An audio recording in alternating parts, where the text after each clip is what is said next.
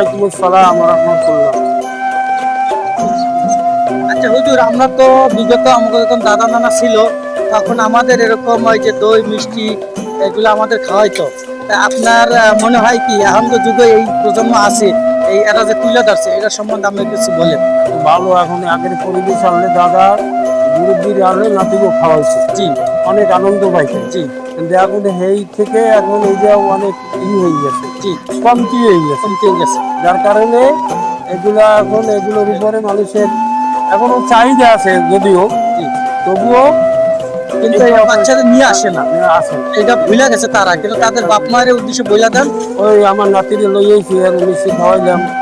এই এই যে আমাদের হুজুরের নাতি, তাকে নিয়ে আসছে, মিষ্টি খাওয়াচ্ছে এবং এই প্রজন্মকে আসার জন্য অনুরোধ করেন এবং কোন জায়গায় কোন ঠিকানা? হ্যাঁ, এই ঠিকানা দিয়েই তাদের নিয়ে এটা কোন জায়গায়? যোগাযোগ। এটা মোকন বাজার, মোগন বাজার, পটুয়াখালী, দুমকি, হ্যাঁ, কার্তিক বাসা, কার্তিক বাসা, এই মোগন বাজার। মোকন বাজার।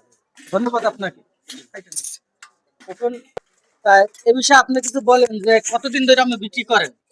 আমার বাবা করছে, তারপর আমি করি।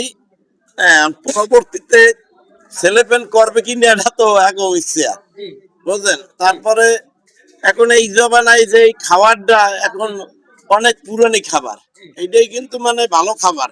জি চিরা দধি এইটা কিন্তু মানে উপকারী একটা জিনিস। জি এখন আর না খাইয়ে অনেক বাচ্চা পোলা পানে আইয়ে কিন্তু ভাজা পুরা ফুচকা চটপটে এইটা খায়, এত কিন্তু ক্ষতিকর। কই কি আপনার?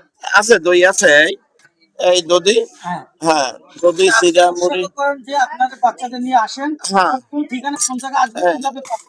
এই মৌকরণ বাজারে আসলেই পাবে। হ্যাঁ, আছে কয় কেজি। জি ধন্যবাদ।